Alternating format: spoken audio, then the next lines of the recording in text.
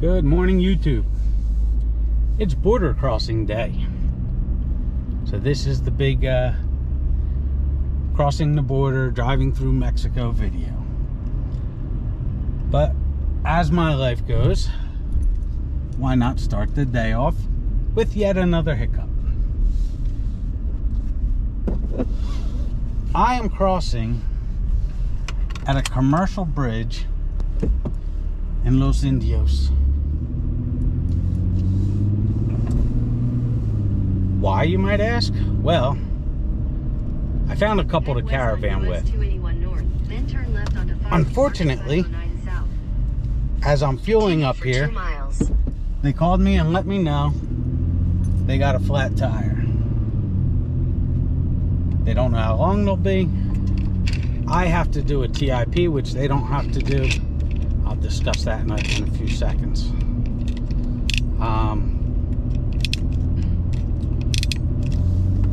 So I'm making the crossing alone. Hopefully I can get through. I feel less comfortable this way. But what I'll do is I'll cross. I'll try and get my paperwork done. And hopefully meet up with them briefly. It shouldn't take them too long. They're not far from the border. So if they can get their tire repaired, scoot on over here and then meet me just on the other side. I'll wait for them on the other side. I don't know what I'm going to go through. I might get searched where they don't. It could eat up time and end up working out to where we're all here together. So I'll get back to you. I'm approaching the border and no cameras, so I'll let you know how it goes. Okay, so as nerve-wracking as it is, I made it through the border. I got stopped. I got searched. A lot of questions in Spanish. But I got through. So now I have to wait till 9 o'clock when the office opens up to get my Forma Migratoria Multiple. It's my permit to travel in Mexico. So we will wait until 9. Get that paperwork done. And then head over to the Banercito for our temporary import permit. So I'll let you know how it goes with the paperwork for the FMM. I have everything prepared and ready, so hopefully it goes as smoothly as the search did. Although repacking everything and trying to answer as to what's in every bag in Spanish, I got through it. It's still nerve-wracking. And I'll let you know how the rest goes. Okay, so I told you why I'm crossing here. I have a couple who's declaring everything. Waiting on the office to open, but also waiting on them. So I figured I'd tell you a little bit about this crossing. Basically, I would advise against it. It's in one of the most dangerous states in Mexico right now, Tamaulipas. And the State Department for the U.S. Embassy, State Department, has a travel warning on it. Well, is it a warning? It's not a warning. They're not saying use caution traveling. They're not saying use extreme caution. The warning is do not travel.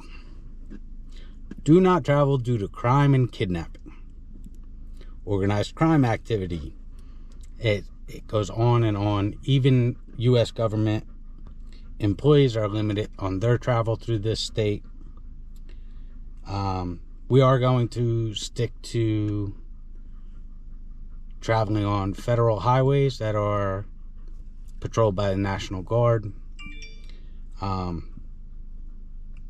Try and get down to our first destination as quick as possible during daylight hours, and hopefully we'll be good. But I would advise against it. We'll see how it goes. I did have the opportunity to talk to somebody who made this same trip a few weeks back. He had no issues, but it's always a possibility. And that's why they were looking for someone to caravan with as well. So, yeah, going through one of the most dangerous states in Mexico right now. So if you're looking for a nice, safe, easy way to cross, it's probably not the video for you. However, if you're curious whether there's any merit to the warnings, well, I can already tell you there is some merit to it. But can you cross safely? Well, let's find out. Okay, I've just finished everything I needed at the border. Even though I advise against this crossing, it does have everything right here. So as soon as I went through the checkpoint, that same building had the had where you go to get your FMM. It had a bannercito so I can get my TIP. It really couldn't have gone any smoother. For your TIP, be sure to have copies of your title, registration, passport. They'll ask for your telephone number, your email, and of course original copies of your title, registration, passport, all that. For me, the deposit was $360. That's going to be based on your car, so it could be different for you, but $360 on my credit card. It's good for 7 days for mine because I'm leaving, and I should get that deposit back. I think they said it's good for 7 days.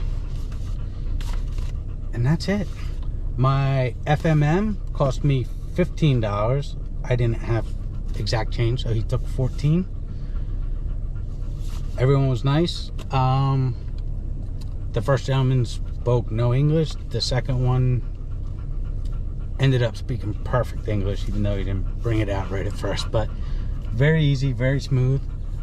The people I am caravanning with did make it to the border. They're here waiting to go through right now, and I'll meet up with them and get on the road to Tampico.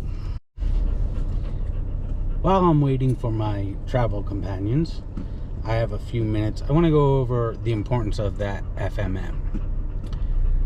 Right now, Mexico is experiencing a huge influx of illegal immigration. I don't know, might have something to do with a very weak administration to the north of them.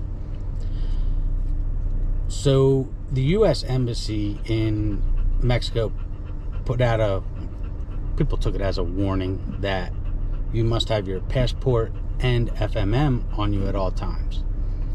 This has been the rule in Mexico for quite a while. The enforcement of it, how strict they were about it, who knows? But right now, they are checking people, and that's common. There's checkpoints throughout Mexico. National Guard works with immigration and can stop you, check you at any point, any checkpoint. So you're supposed to have these things on you. But at this point, if you don't, if they're expired, they'll snatch you up. You'll be in a detention center for usually 3-4 days. The State Department's warning, or the embassy's warning, is up to 6 months. So if you have vacation plans or traveling plans, that 6 months in a lockup can really hamper it. So have your FMM and passport at you at all times. It's not going to affect me too much. I don't plan on going to beaches. It's paperwork you really don't want to leave in a bag while you go swimming and there's nobody watching it. I'm driving through. Shouldn't be an issue. But when the embassy's telling you, when you're reading news stories, if it's expired by a day, they're getting you. I mean, the bottom line is you have to follow the rules in other countries.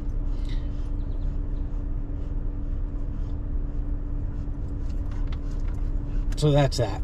Make sure you have your passport, your FMM. Mexico is, although they've always checked these things,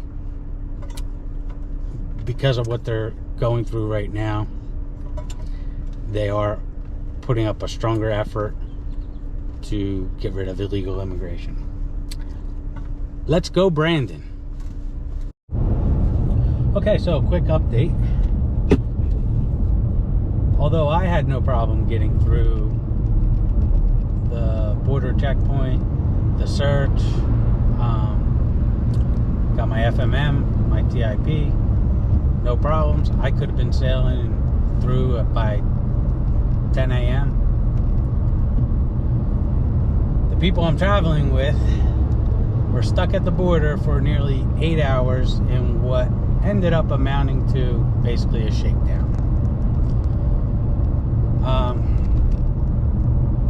He had a broker that got whatever fees down. He ended up paying. We are on our way, and there is no doubt when you cross the border that you're in Mexico. Ice cold liter bottle of water, less than $1, 20 pesos. So now I'm on my way, having to change plans, trying not to drive at night if I can avoid it. We are going to Soto la Marina. Never heard of it. We'll figure it out when we get there. Found a hotel, booked a reservation. Hopefully it's safe. And hopefully I'll check back in with you there. See you tomorrow.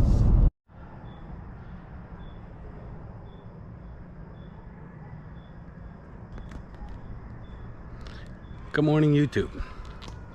Travel update. Did not get nearly as far as I'd hoped last night. The time at the border definitely cost us. So as we were on the road, called a third audible, changed our plans, ended up in San Fernando with this nice little hotel called La Serena. It was 500 pesos or $25 with a secure parking lot. You're locked inside the compound. Can't get any better than that. But driving at night is serious business. There's potholes and unmarked topes or speed bumps that come out of nowhere. I was able to change money on the Mexican side, so I didn't get a great rate. But what can you do at that point? The exchange rate at the time is just over 20 pesos for $1. I got just over 19 pesos for $1. What can you do? But I got an ice cold liter of water for $1 right outside the place, and you can't beat that. 20 pesos. So we came down Federal Highway 101, and we're going to be staying on that for a while. Coming through, it was mostly farmland, so nothing ever feels dangerous about farmland. When we pulled into San Fernando, we took a wrong turn, ended up in the city central. At first I thought it looked shady, but I think that's because of the embassy warning. So I would definitely have walked around, looked for street food, all that fun stuff.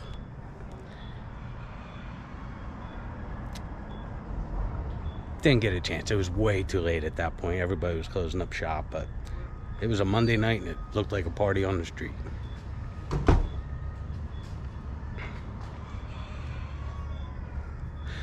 So we're getting ready to head out. Sun's starting to come up, and I'll give you the next update. But so far, I'm enjoying Mexico. People have been beyond nice.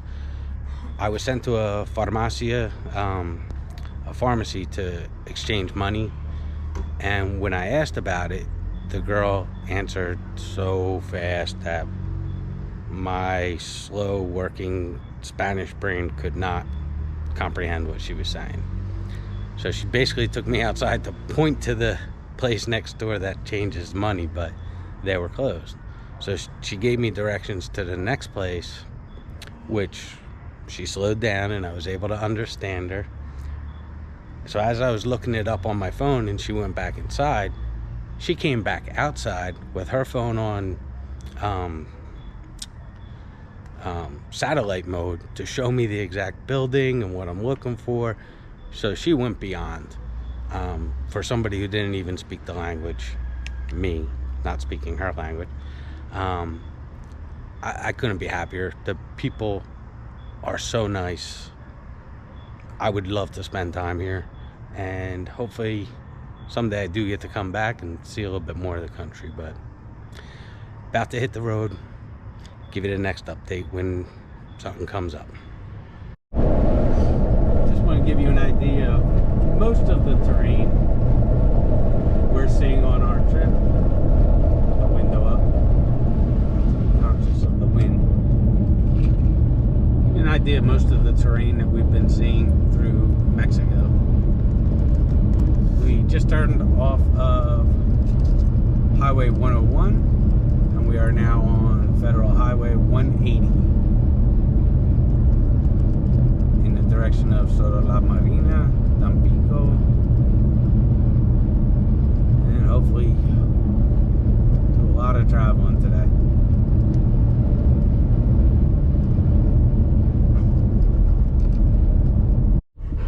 Hello.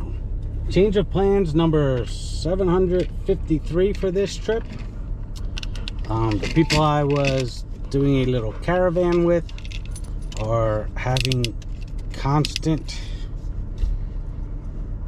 car issues. So now I'm breaking off. I'm doing the rest of the trip solo. I didn't map out a route, but I do have GPS. I'm on Highway 180, which will turn into 180D shortly, which is the Cuarto, which is the toll road patrolled by the National Guard.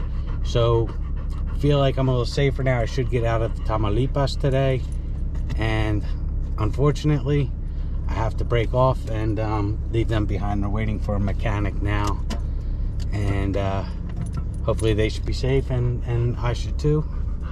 And maybe we'll meet up later, but for now I have to push on. I'll let you know how things go. Good morning, YouTube. Day 3 Mexico. I'm losing track. Day 2 felt like 3 days. So I don't even know what to say about yesterday. I left the other people I was traveling with because of their road problems, and they're taking it slow now anyway and just going to get to Belize when they get there. I have to be there Friday morning, first thing. So Thursday night I want to be right by the border.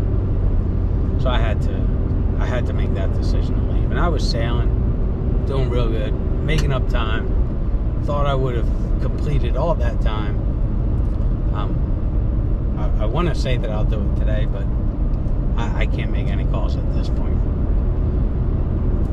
When I hit traffic, my car started to overheat like bad, and it was serious traffic. Like, it just didn't move.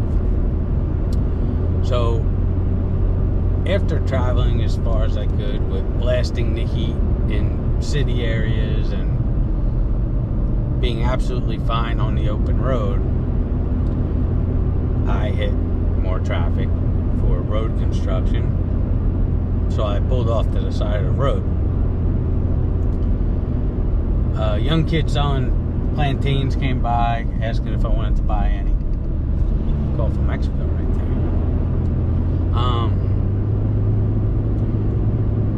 I told him in Spanish I need my money for a mechanic. Sorry.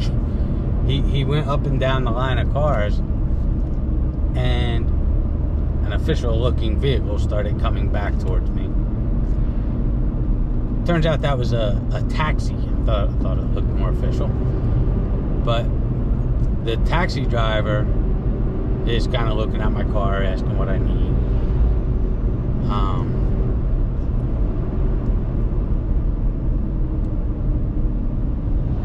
don't know what an ambulance. So he tells me to follow him back to the last town. He's got a mechanic that'll be open.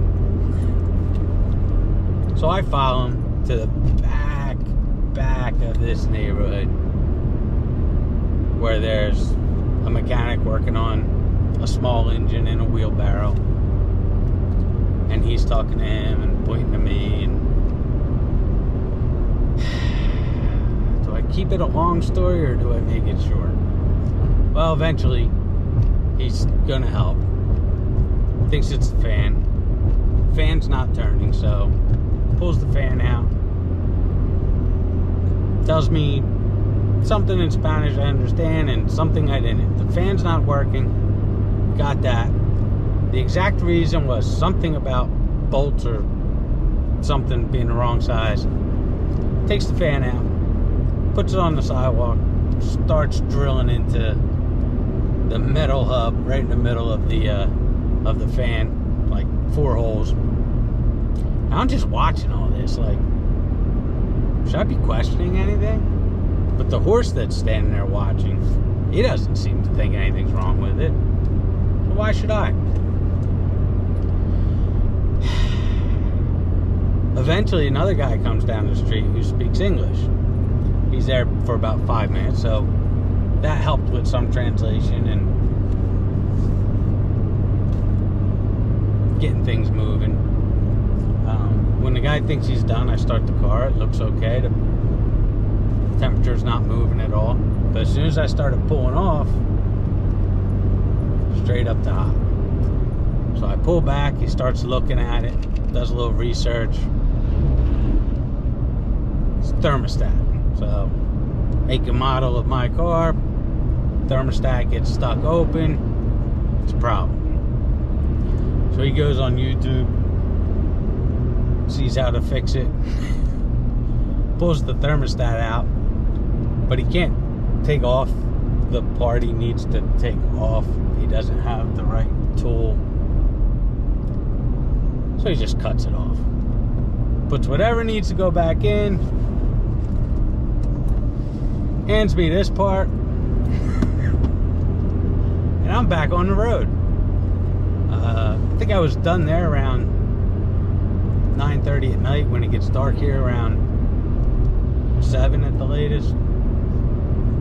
So 2 days in a row, we broke the golden rule of no driving after dark.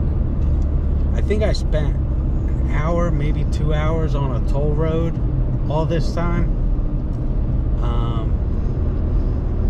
That's the other rule. Make sure you stick to the toll roads. I'm sure there's probably rules about following people into a neighborhood that you've never met when you barely speak any of the language. So if you're looking for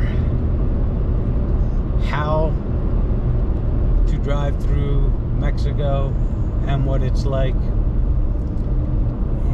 I don't think I'm going to be able to help you.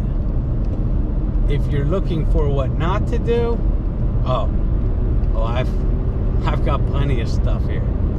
But the bottom line is, I've had no problems whatsoever yet. People-wise, danger-wise. And I've driven through one of the most dangerous states in Mexico right now. When these guys heard where I came in and went through Matamoros and drove all the way through Tamaulipas to get there, even their eyes were like, what? So, I don't want to say it's completely safe, because I'm sure people have problems. I see the news. But is it overblown? Yeah, maybe a little bit. Maybe a little bit. Get this camera turned around here so you can see what I'm seeing. Let's see if I can catch this. Got this mountain. That's why they told me not to go to Veracruz. The driving at night thing has a lot more to do with what I just ran into. Potholes and speed bumps. Day 3, the goal is Villahermosa, but at this point, who knows what's going to happen. I'll check in later.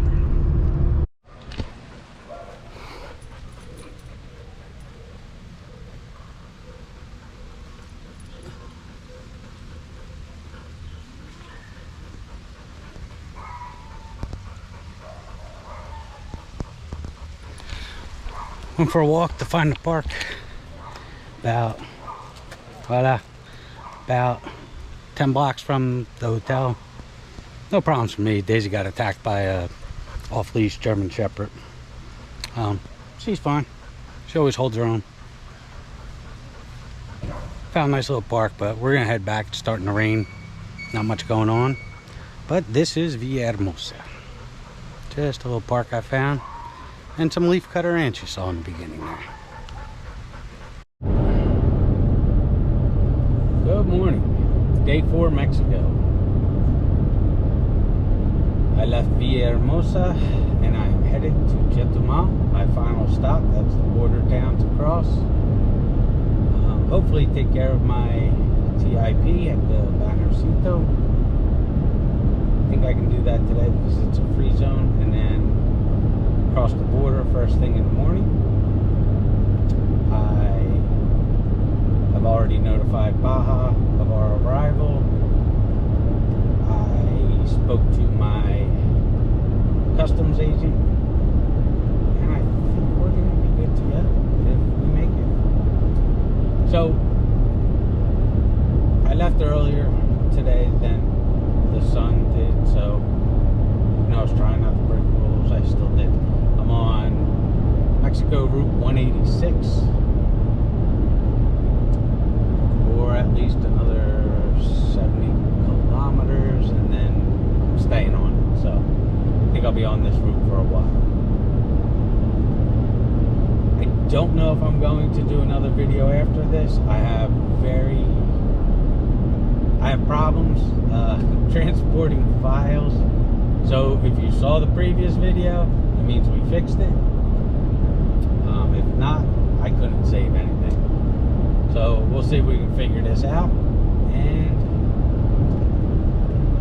while I'm driving and I have some time, I thought maybe I'd give some impressions of Mexico. Granted, these are not fair impressions. Only thing I've seen of Mexico is my route, which is less than 1%. I can say that I drove around San Fernando. I can say I've been through Santa Ana in Tabasco. I've been through Villahermosa and took a long walk in Villahermosa. So let's talk about the incident last night. We'll start with dogs.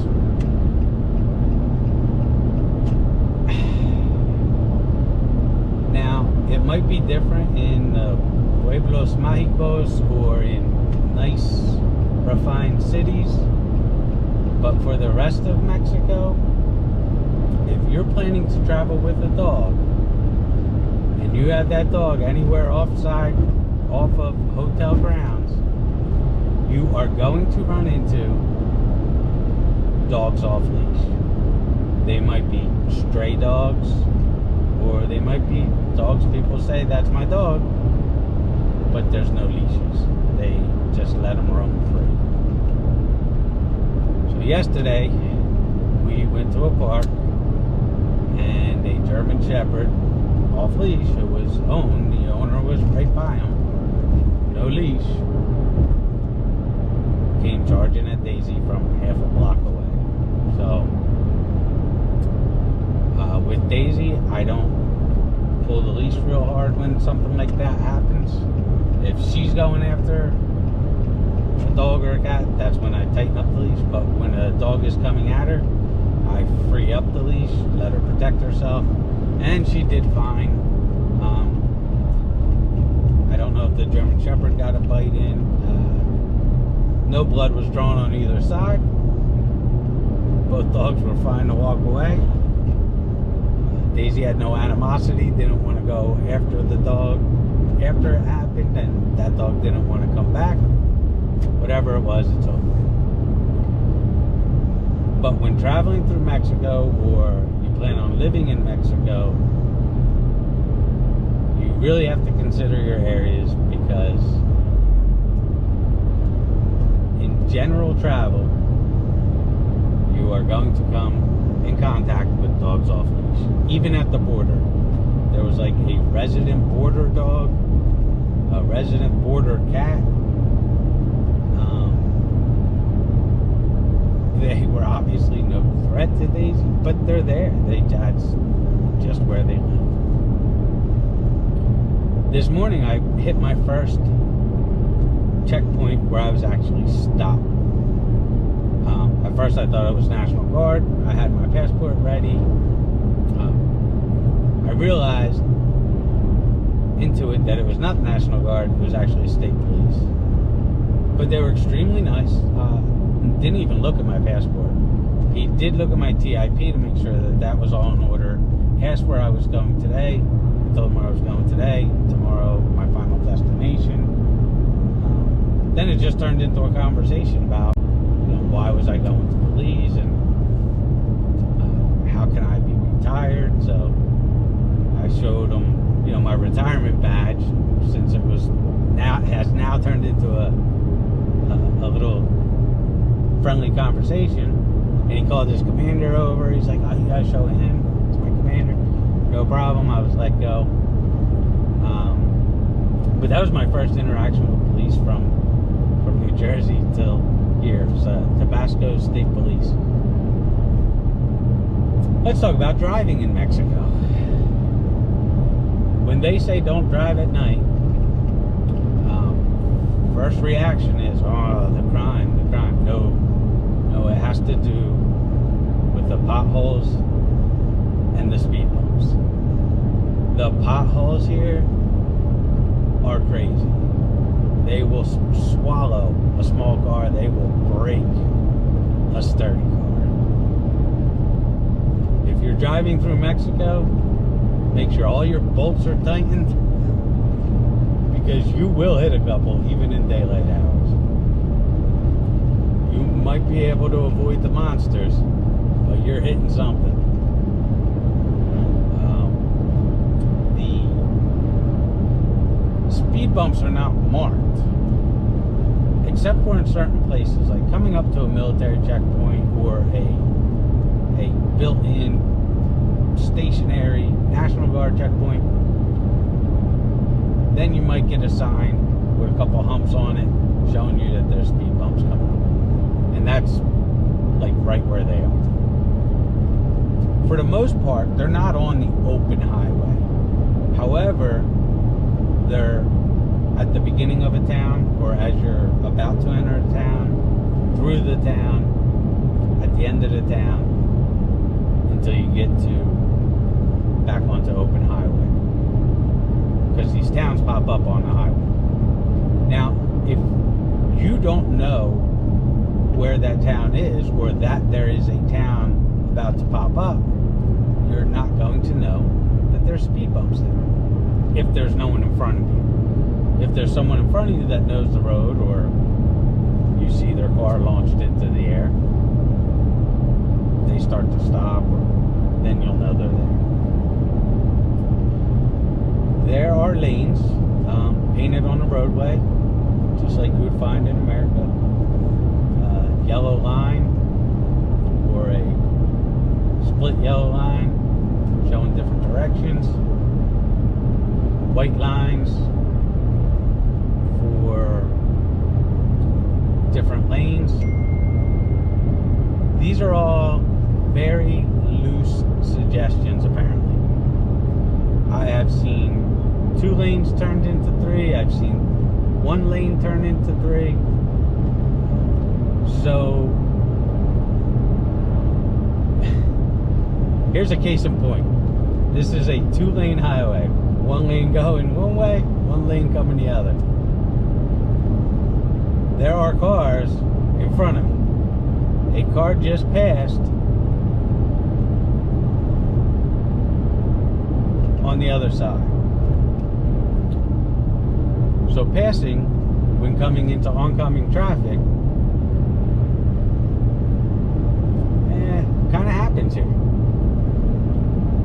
remember I said the lines are suggestions. Well, that guy is suggesting I use these lines for the shoulder and move over. That suggestion is less loose. So I know what you're asking. Alright, Sean, so did you try that? Did you try passing when there's oncoming traffic? Yeah, why not? When in Rome. Worked out. Dusty on my way here. Cars covered in dust. I think people are used to that. And let's talk about the people. So far, everyone I have run into has been so nice. Amazing people. Patient people. I don't speak their language and I'm in their country. So for them to take the time with me struggling with my Spanish, struggling to understand, ask them to talk slower. On the phone, it's horrible. In person, much better. But everyone's been so patient. They don't have to take that time with me. On the phone, they could just hang up. How many times am I going to call back? But everyone's been great. In the city, it was a little different. You walk through these small towns. Everyone says hello, the time of day. It's great. The city was a mixed bag. 50-50. Say hello to people passing you. Some of them say something back. Some of them nothing. And the same goes. I cross somebody and they talk to me first. I tell them hello. But 50-50 in Villahermosa at least. But everyone's been great. Aside from the car trouble and the dog, really no issues. And I don't think I took the suggested routes. Yesterday I spent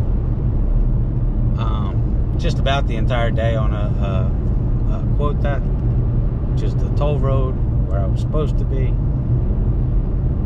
And that worked out. So I'm headed to Chetumal. I have a hotel close to the border picked out. I want to cross as early as possible because I don't know how long this is going to take. I would love for it to go as smoothly as it did in Mexico, but that's not even close to possible because of the COVID testing. With Belize, for a short time, if you had a full vaccination, you were allowed to enter without the COVID test. That didn't last too long. They changed it. Even vaccinated people have to be tested. And I don't have a problem. I mean, this is one test. It's my final destination. It's a no passing lane on a hill, but it's also Mexico. Alright, we're good. I think I just saw a police officer on a horse.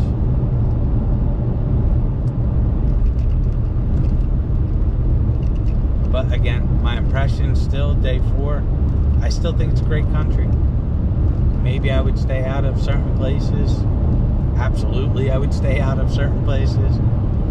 But being able to see more of it would definitely be ideal. I didn't get to see enough.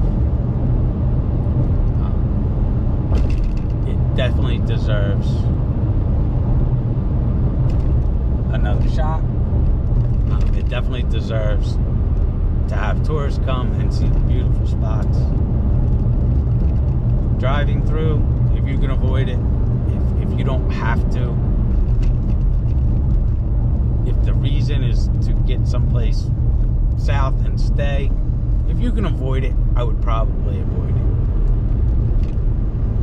it. It really wasn't avoidable for me because of the dog. And the fact that I'm staying on the mainland, I would have needed a vehicle anyway. And it gave me the opportunity to bring more stuff down without shipping it. I mean, hindsight, the cost for shipping everything, it probably would have equaled out. The gas is high here. You see it advertised for over 20 pesos, almost 21 pesos, and you think, oh, it's just over $1, but it's liters, so good luck doing that conversion. I am not a metric system person, and this entire country is kilometers, meters, liters. It tells me something is coming up 500 meters to turn, and I don't know if it's 5 feet away or 5 miles away.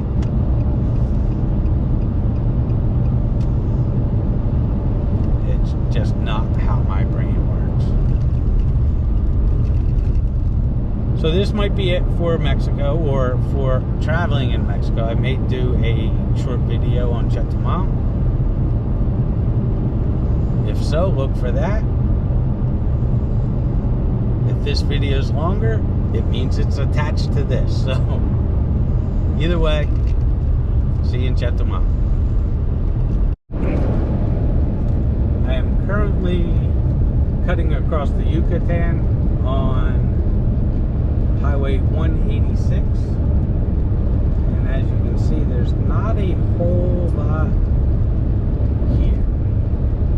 However, I did pass through one bustling little town, and there are little places where you'll have like a small village and roadside goods for sale.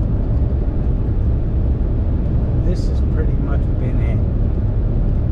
When those little villages come out, they are the most dangerous speed bumps I've hit yet, because you don't know the village is coming, and the speed bump isn't marked until you're right up on it.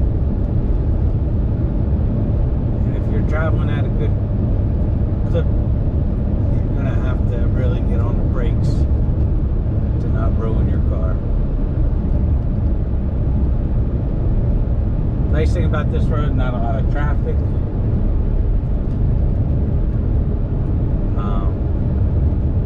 Not a lot of construction, so also not a lot of cell signal, so you have to be careful. But we're heading into some kind of hilly, mountainy kind of area, but thick vegetation on either side.